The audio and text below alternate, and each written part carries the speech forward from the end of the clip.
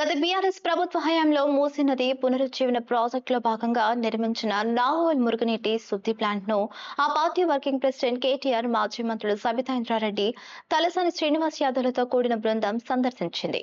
రోజుకు 90 మిలియన్ లీటర్ల మురుగునీటిని శుద్ధి చేసే సామర్థ్యం ఉన్న ఈ ప్లాంట్ పనితీరును, అక్కడి ఏరేషన్ ట్యాంకులు మరియు పైప్ లైన్ల మౌలిక సదుపాయాలను నేతలు స్వయంగా పరిశీలించారు.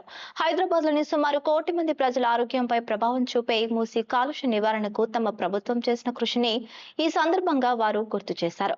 ప్రస్తుతం అధికారంలో ఉన్న కాంగ్రెస్ ప్రభుత్వం అమృత్ 2.0 పథకం కింద ఎస్టీపీల విస్తరణలో జాప్యం చేస్తుందని, కాంట్రాక్టుల కేటాయింపుల్లో అక్రమాలకు పాల్పడుతోందని విమర్శిస్తూ తమ హయాంలో జరిగిన అభివృద్ధిని ఈ పర్యటన ద్వారా ప్రజలు ముందుంచారు.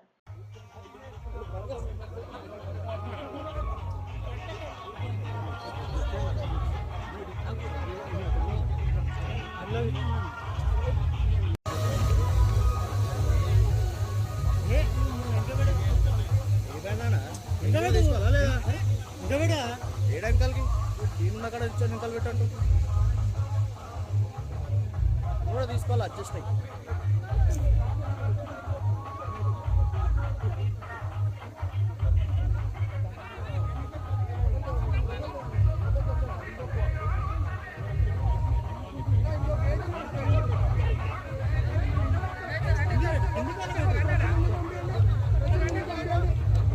ఏందన్నా నువ్వు గవర్నమెంట్ చేది లైన్లో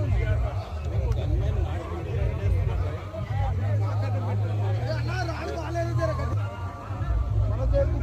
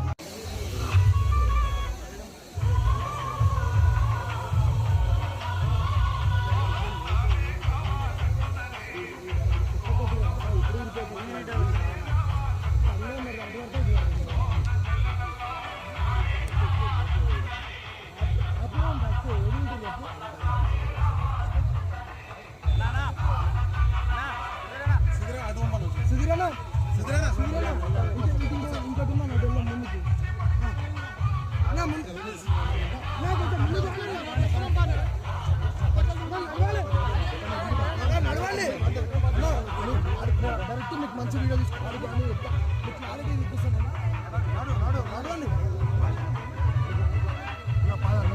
నువ్వు అదా అలా నువ్వు తర్వాత ఇప్పిస్తాను నడవన్నా. నువ్వు సెల్ఫీల కోసం మీరు టైం వేస్ట్ చేయకండి. ప్రెస్కి ఇబ్బంది అవుతున్నాను.